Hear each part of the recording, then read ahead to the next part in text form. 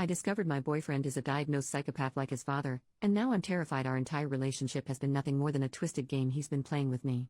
The title says it all. Basically, my 24 female boyfriend, 31 male, has never really been the most loving. He doesn't seem to care about anyone or anything except me, or at least that's what I thought. But when I was looking through some of his old stuff, I found out that he had been diagnosed with antisocial personality disorder, ASPD, which is the medical term for a psychopath. Apparently it's genetic because his father also was diagnosed with it and is currently in jail for unaliving his wife, my boyfriend's mother. I've read his testimony before and his only reason was because I felt like it. It was chilling, but I didn't think my boyfriend was like that at all. I knew he didn't really care about most people, but he is extremely charming. How he seduced me, I guess. However, now that I know of my boyfriend's diagnosis, I've been going through our entire 4-year relationship and reconsidering everything. In our 4 years of dating, he doesn't really say I love you out of the blue, he will only say it if I say it first. I never really noticed this, but now that I know about his diagnosis, well, that changes things.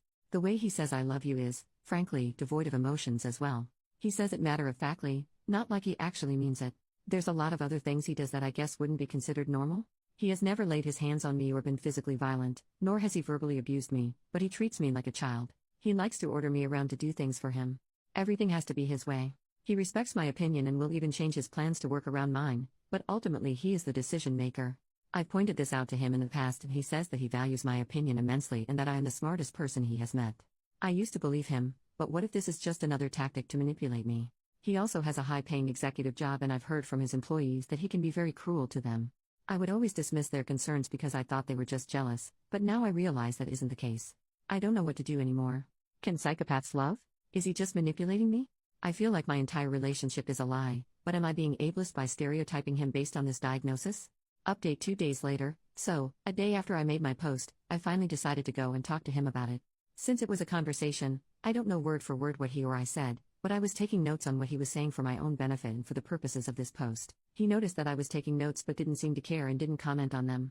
Without further ado, here is a summary of what transpired in script form since I don't know how else to write it. I tried my best to make it the most accurate I could to reality, but obviously I can't remember every little thing that happened, but it was wild. Yesterday when you were at work I found some boxes. I was looking through them and found this form. I showed the form with his diagnosis. I was wondering why you didn't tell me about this at all? And I want you to be completely honest, no more lying. I don't see why it was necessary to tell you. Besides, I made no attempt to hide it. You do realize that this makes me question our entire relationship? Why? Well, how am I supposed to know you haven't just been manipulating me? I was under the impression you were also manipulating me. Were you not? Is silent because I am shocked. You have tried to make me a better person. You constantly want me to make friends. You chastise me when I act a certain way toward my employees. I have become your pet project.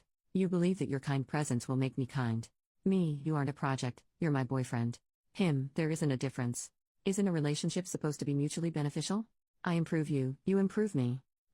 Is close to tears so you don't love me, you just want benefits? I never said that. I do love you. How do I know you aren't lying? When you've lied this entire time. I was getting angry at this point, he was still not reacting. If you truly believe I am a liar, then nothing I do will prove that assumption wrong. Well, prove that you love me then. I love the conversations we have. I love that you accept me for who I am. I love your intelligence and wit. I have said it before and I'll say it again, you are the smartest person I have ever met. But that doesn't sound very psychopathic. Not everything I do has to be psychopathic. Well then, have you ever unalived anyone or anything? I have unalived rodents. That's it. Disgusted. It was a long time ago. I was much younger then and my mother had recently been unalived. It was a weird time in my life. That's no excuse. Did you unalive them brutally? I suppose. He described how he did it with almost glee and I'm not going to say it here because it is not good. Do you feel guilty about that at all? I was inching away from him at this point because I was very disturbed. No. Though, if you are concerned, I have no desire to do that again. Well, that's good at least. Do you think you would unalive a human? Like my father did? I guess. I will never be my father. I don't like that implication. Sorry. Why are you asking me all these questions? I'm a bit scared of you. I have never done anything to harm you. I know, I just need answers. When did you get your diagnosis? 11 years ago. Okay, but why? Name redacted, told me I should. You don't normally listen to people's advice. Admittedly, after she mentioned it, I wondered if I had inherited any of my father's characteristics. So, I went. Me, do you think the diagnosis is correct? Him, I do. Though it has been quite a while, and I never got a second opinion, so perhaps it has changed. After this, we started talking about personal things I will not share on the internet. Me, would you be upset if I broke up with you? Him, yes. He didn't look upset at all. Me, I think we need to take a break for a month. I need to sort my feelings out. This seems to come out of nowhere, but I was considering this throughout the conversation, and his lack of emotion was the deciding factor. Him actually looks angry and upset for a second, but then is calm again, so maybe I'm just imagining things.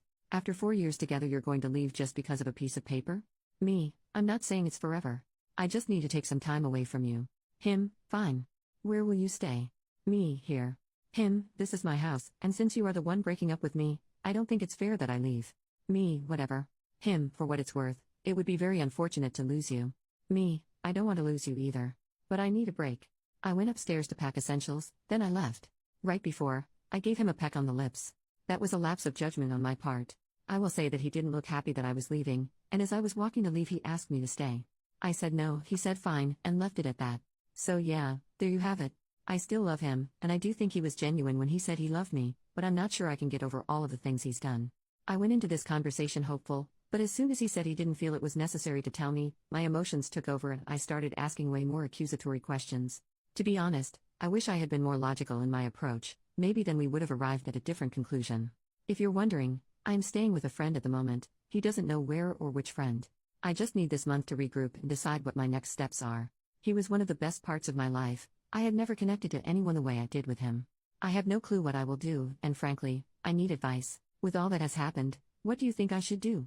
Also, I have no way to prove if he's telling the truth or not, so before you yell at me in the comments saying these are all lies, just know that all I know about his diagnosis is what he's told me. I may try and track down the psychologist he went to, but I think that would be a breach of confidentiality if she told me anything about him. Anyways, please feel free to give me advice. Edit to add, a lot of you are bashing me for this, and that is completely fine as you are entitled to your own opinion. However, as a commenter reminded me, I forgot to mention that the reason for his psychopathy diagnosis, not an official term but something that the psychologist wrote on his form, was because of his violence toward animals and the careless and almost gleeful way he talked about it.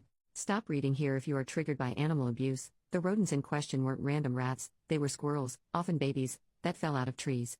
My boyfriend would see them, take a cloth, and make sure they couldn't get any oxygen. Right before they passed, he'd finish them off with a sharp blade and carve through their chest.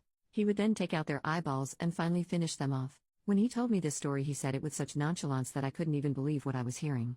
He was 8 when his mother died, and this started when he was 7, ended at age 11. Final update later that month. I wasn't planning on making an update, but a few people have asked me for it, so here we are. Anyways, a few days after I made my first update post, I was still staying with my friend. I must admit, those first few days were hell to go through. Every 5 minutes I would think about my boyfriend and want to contact him. I kept trying to distract myself, but of course my thoughts kept wandering back. He followed through on his word and didn't contact me, which I appreciate as it made me feel less tempted. However, it was still extremely hard to distance myself when he was literally a text message away. On the 4th day of our separation, the friend I'm staying with apparently bumped into him at the grocery store. I don't know if she actually came upon him by accident or if she purposefully sought him out, but either way, they had a conversation. She asked him where I was, even though she knew where I was, and he said it was none of her business.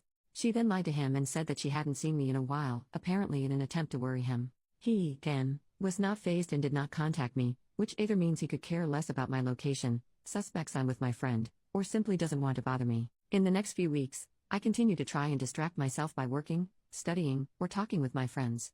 I also decided to research more about ASPD during this time, and I talked to a therapist about the struggles I have faced in my relationship. She gave me a lot of clarity and convinced me that, should I choose to make this work, he needs to come with me to couples therapy in order to work through our problems. Finally, I discussed ASPD and psychopathy with a psychologist who specializes in it. She told me what a few of you said in the comments, that in order to be diagnosed with psychopathy you have to have violent tendencies and show no remorse whatsoever. She warned me against continuing the relationship, because while he loves me in his own way, as soon as I stop benefiting him, he will most likely drop me. Still, in my naivety, I decided to talk to him as a last-ditch effort to save our relationship. I broke my almost month-long silence and texted him asking to meet at a park should he want to see me. He said yes, and we met up yesterday. I told him that I believed him when he said that he loved me, and that I wanted to make this work, but there would have to be conditions such as couples therapy and counseling for his childhood trauma. I also requested that he act nicer to his employees, as I didn't want to be with someone who treated people below him that badly. He immediately shut that down and said therapy was for idiots who don't know how to control themselves. He also didn't understand why he should treat his employees nicely as they were incompetent. He didn't raise his voice, probably because we were in public if I'm being quite honest, but his demeanor was very aggressive. He said that I was only calling him out on his behavior because of his diagnosis and that I was fine with him before. However, he is wrong. In this month apart I have realized that I wasn't fine with him before, I was just excusing his actions. I told him as such and he got even more annoyed. He asked me why I wasted his time making him come when I could have just told him on text and been done with it. I told him I was trying to save our relationship and he just rolled his eyes and said he couldn't believe he spent so many years with me. He then left. So yeah. Could I have handled it differently? Sure. Do I regret what happened? Kind of.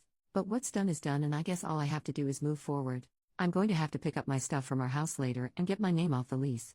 The friend I'm staying with has been nothing but accommodating toward me and is letting me continue to stay for a while until I find myself a new place. Thank you to everyone who gave me genuine advice throughout this journey.